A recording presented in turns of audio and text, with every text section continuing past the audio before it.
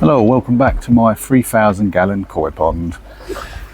So I'm quite overwhelmed actually by the love I got on the last video. Everyone loved the story of Paul, and just in general I see some fantastic ponds that you guys post out on YouTube, and the build quality, and I don't know, I feel maybe because I've got a low quality build, woven liner, pump fed pond, I never really expected to get the kind of love back that you guys have given. So yeah, it's really nice.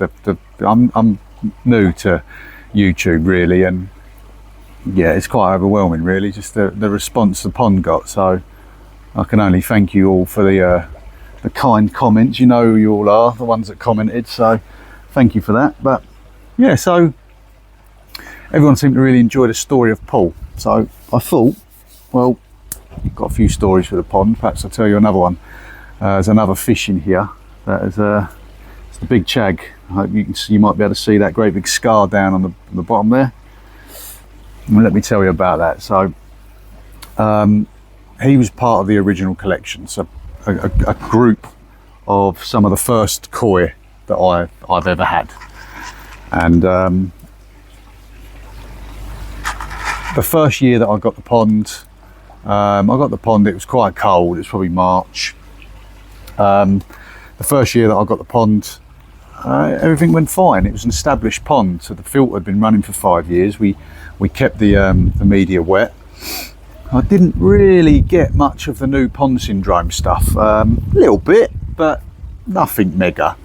So really, my introduction to koi keeping was relatively smooth. So it kind of gives you a false confidence, because about 18 months later,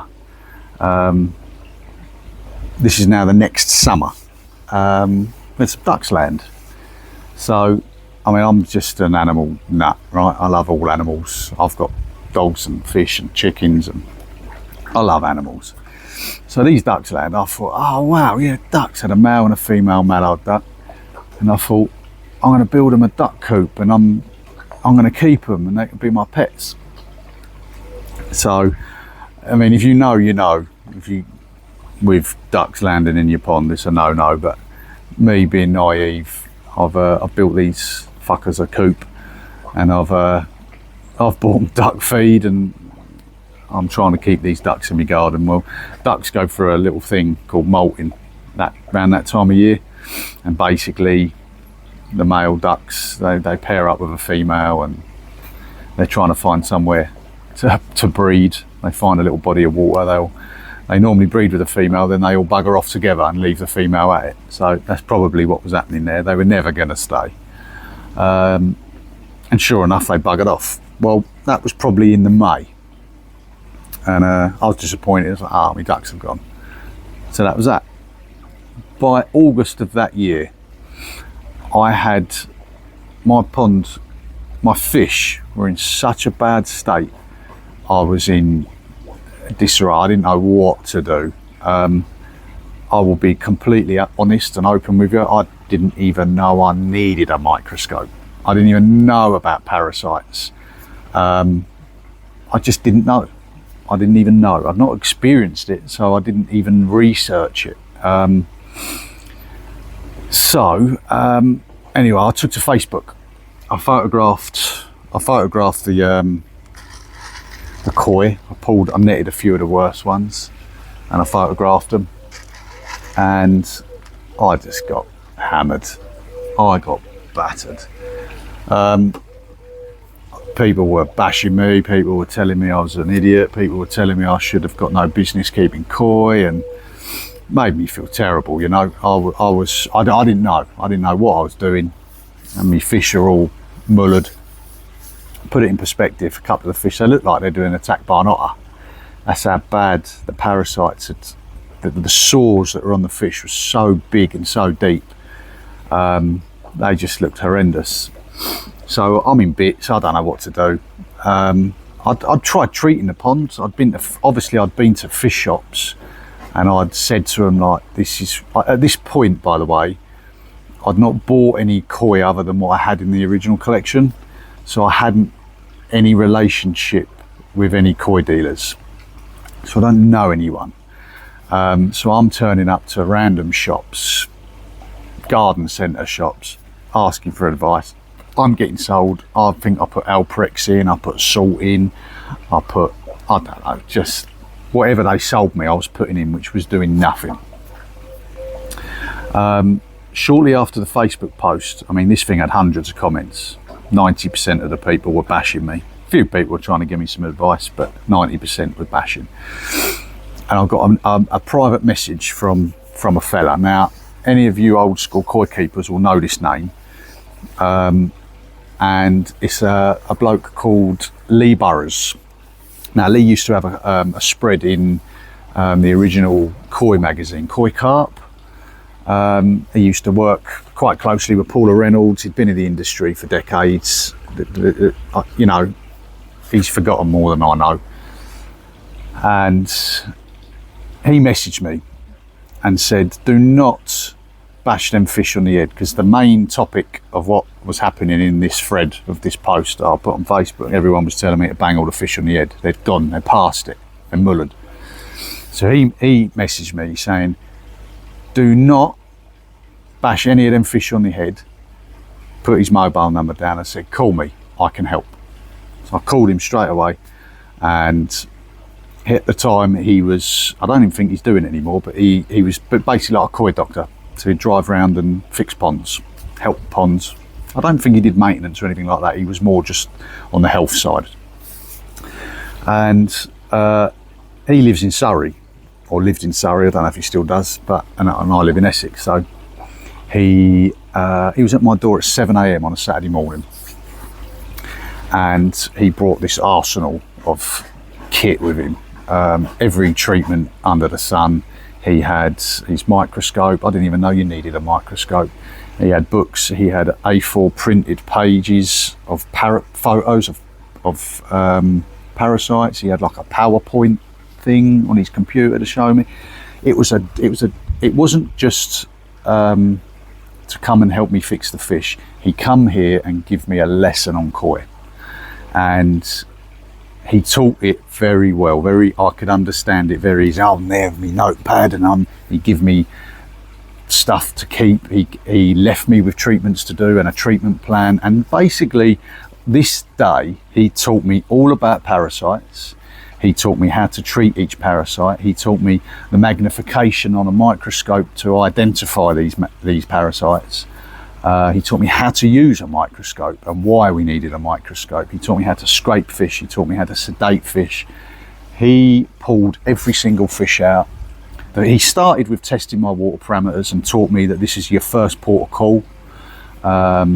He left me with a pond test kit. The geezer saved me and really taught me a lot about koi. That day was the most valuable day I could have ever had to do with koi. The pond actually tested well. The water parameters were pretty good. He was happy with that, so he went, right, let's start getting some fish out. In the end, we pulled every single fish out and scraped every single fish. Any fish that had sores, he treated. I mean, geezer's a magician. Anyway, transpired we had body flukes, but we had an infestation of costia. So we done a 3-week treatment plan. He done me formalin and malachite green, 2 weeks, and 1 week of then it was fluke solve is what we used. So it was a 3-week, so it was F&M, fluke solve. After the second week, he wanted me to pull the fish out and topically treat them again with some antibac, Kasuri antibac, which I did, because now I knew how to do that.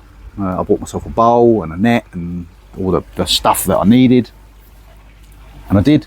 And like I said, within a month, they're all healing over. And I've still got the worst offended fish. I mean, this fish looked like an otter had ate half of it. It had chunks missing out the side of it. It had a big scoop out of its back at the front of its dorsal fin. The parasites are just, I can't tell you. This was all, by the way, from these ducks landing, because I didn't have a problem until they landed.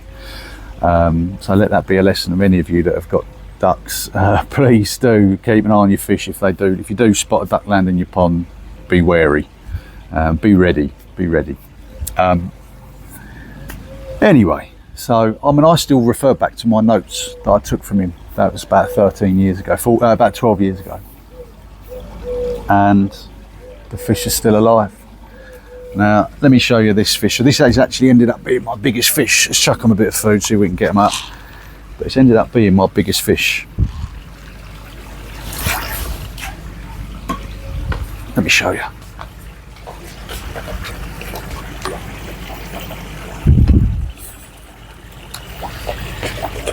So it's over 80 centimetres. I've not had him out for a while now.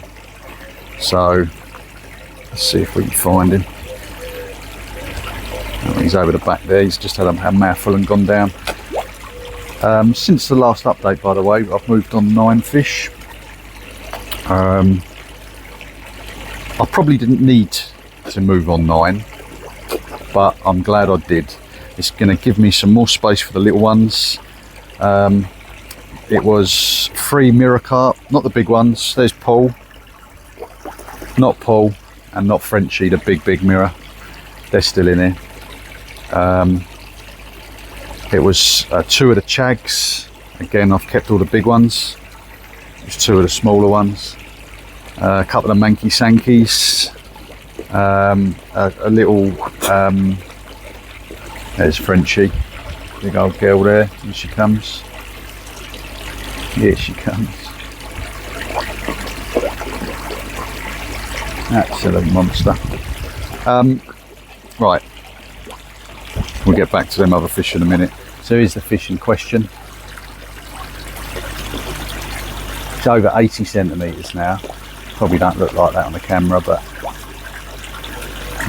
Frenchie's come to steal the shot.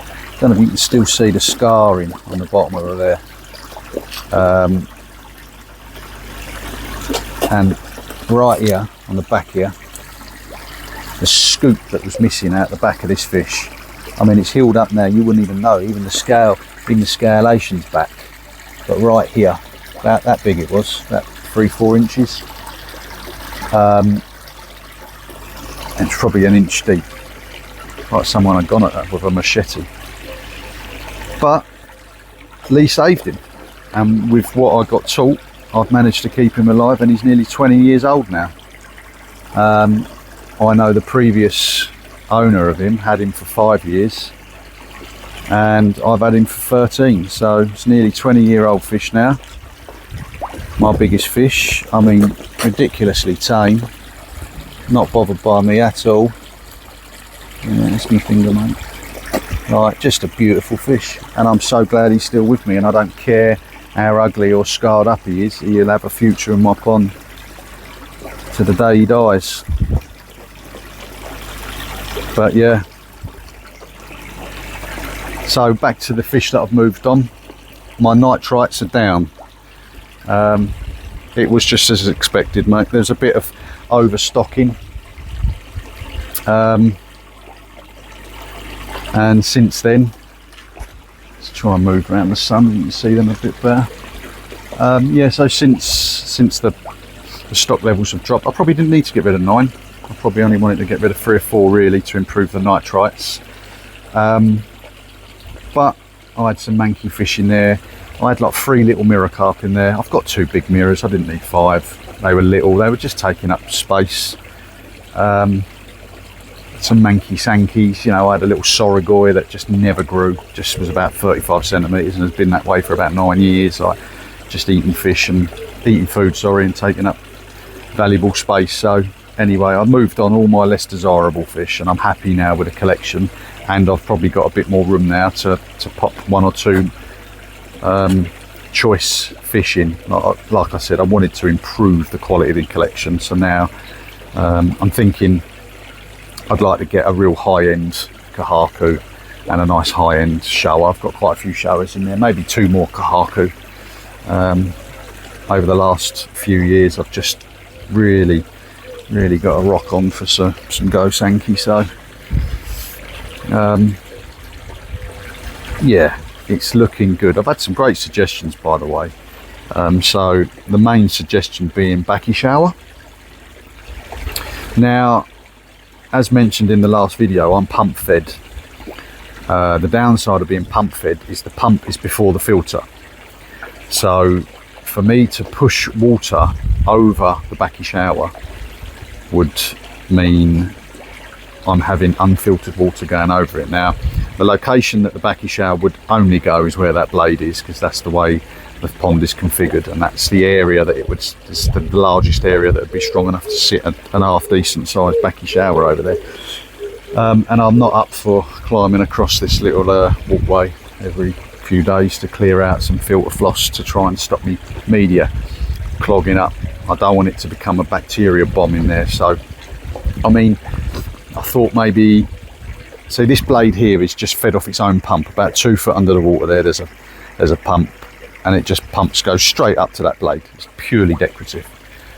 I wouldn't want to do that on a backy shower. So maybe I could run a Tempest in the shed. So basically pump Tempest then shower, just to catch the worst of the fines and the algae. It's food for thought. I mean, right now nitrites are back down. Thankfully, because I've not got extra 9 big fish in there, I'm saving some money on some food. That was the Nutrimare 360 I've just chucked in there, and as you can see, they're all mopping it up. It does leave a little bit of an oil slick, the Nutrimare 360, but it don't last, it doesn't stay. It's quite bizarre. So immediately when I chuck it in, you see a little bit of an oil layer, but within half hour it's gone. And I don't have a skimmer, by the way, so it does just, I don't know, dissipate into the water. But yeah, so fish are looking happy now. I'm not getting any flicking or flashing. Thankfully, during the time of nitrites and the flicking and flashing, no fish developed any sores or marks or scrapes. The water quality is maintained, it's still crystal clear. There's the big chag. Might get to see that scar a bit better now. See if I can get it on the window. Yeah, there you go. That's a big old scar there. But I don't care. He's my Leonidas, mate. He's my warrior. But well, while I've got you anyway, I'll show you my filtration. It's nothing mega. I've seen some of your filter rooms, and this is probably laughable in comparison, but it does the job. So we've got the Easy Pod here. This is a wicked little bit of kit, by the way. Anyone that's got an Easy Pod, I picked this up on eBay. I think this was the larger micron one. But after a good job at picking up some of these finds, I've noticed the clarity in my water has improved massively just from this little bit of kit. I do have to clean it out every single day. Like, you can't skip a day either. It's every day for my pond anyway. But yeah, right, so we've got two, a 70 litre and a 75 litre. The 75 litre feeds a pond, the 70 litre feeds the old school 210. Bosh, look at that. The original, mate. Nearly 20 years old, that filter. 18 years old, mate. Cracking bit of kit. Still going strong with the original K1. Been going on yonks. But it does the job. This was an old trickle filter that is full of alpha grog, how you say it. It is something I trialled, but again, going back to the unfiltered water, it just clogged up with blanket weed. So that needs binning, if I'm honest. So we've got the 55. I basically changed this. The bulb gets changed every March. I'm not a 6-monther. I'm an annual, my once a yearer. I do leave it running during the winter, just because I do. I don't know. I've never really trialled not running it. It just runs 365 days of the year, and every March I change it out. Basically, for a pre-filter to my tap water, which is rancid, my tap water. You're a braver man than me if you drink tap water. I got this free state. Ideally I'd like a big blue, but it's all money, isn't it? So all this stuff gets picked up. This has just been an evolution of growth, all this. So it started off as just this, and then I added the Evolution Aqua 32-inch carbon filter to it as well, and it works. I test for chlorines, only just a Suri test kit, but it comes back zero. I'm sure a Hannah test kit might pick up some traces, like total chlorine, maybe there's some, but not enough to affect my fish or give me any massive algae blooms, or not enough to cause me problems, let's say. So this does a job. I change these out every 6 months or so, and I'll change this out every year. But I dial back. I've got just a little tap here from the main tap. But I dial back the flow, and it comes in down in this corner here, and I have it on a real gentle trickle. So I never have water blasting through this. I have it really slow, and I'll change 10%, and it take me 24 hours to top it back up again. But that's how I prefer it. I want to make sure that I've got. Look, I could have a big blue and I could blast the water and I could fill it up. I could top my pond back up within an hour, but you know, beggars can't be choosers. So this is how I do it. Really, just my everyday, my weekly maintenance. I clean this out every 3 days, and this doesn't seem to get as clogged up. So I clean this out probably twice a week. This ends up I'll probably clean this out 2 to 3 times a week, depending on how shitty it gets. But that's the only thing that I add to my pond once a week. I have noticed a considerable difference in my water quality, mainly the clarity. In terms of pollutants and my nitrite, it never got rid of when I had these nitrites problems. I'm sure it detoxified it to a degree. I'm gonna say that this kept my nitrites to a level that was safe. Without that, I think I would have had a bigger problem. I really do think this was helping me massively, because my nitrites, although present, with this I managed to keep them low. But there is absolutely no denying, after a water change, and I've got fines in my pond, after a dose of this, within 24 hours my pond looks immaculate. Of course there's build up. Now listen, my style of filtration probably suits this kind of product, because it does have does leave a bit of a sandy mineral behind. Now this and that does catch a lot of that sandiness, and it gets expelled. I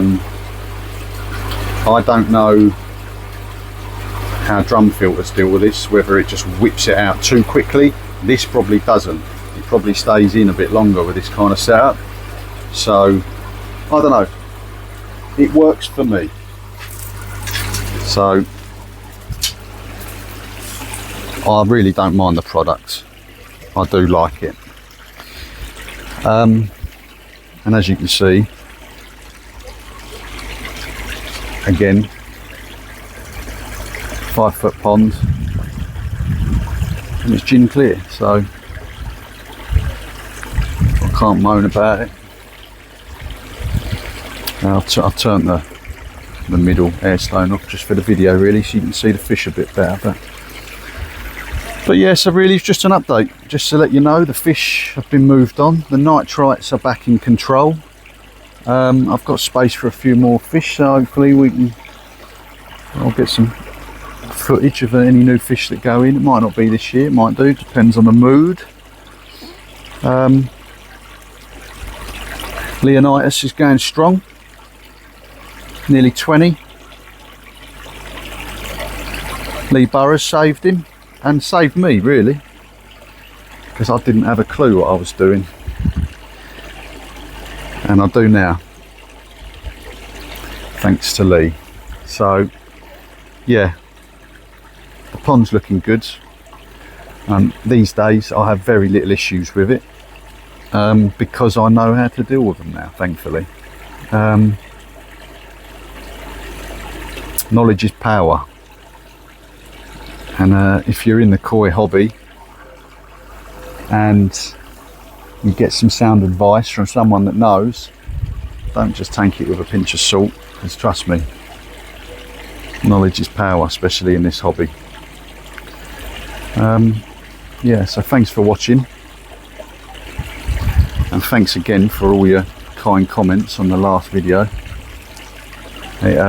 Like I said, I'm new to this YouTube, so it does mean a lot, especially when I don't consider my pond to be like some of these that I see on YouTube. Some of these ponds are fantastic. The build quality on them is just second to none, and it does it's nice when I had such good feedback from this pond, because I'm proud of the pond. I love my pond. It's my pride and joy. I'm out here now. I've been out here now preparing me runner beans, ready for blanching, and I just sat here in front of the pond, and then it dawned on me I'd not give you guys an update, so I thought I'd whip you out a quick video. So anyway, I hope you enjoyed it. Please follow along and subscribe if you do. This is the sort of content I bang out. Not just kois though. I've got me chickens, my allotment, and my pond, my garden, and I do footage of all of it. So if that's the sort of homesteady type stuff you like, it's what I do. Thanks again. I'll catch you on the next one.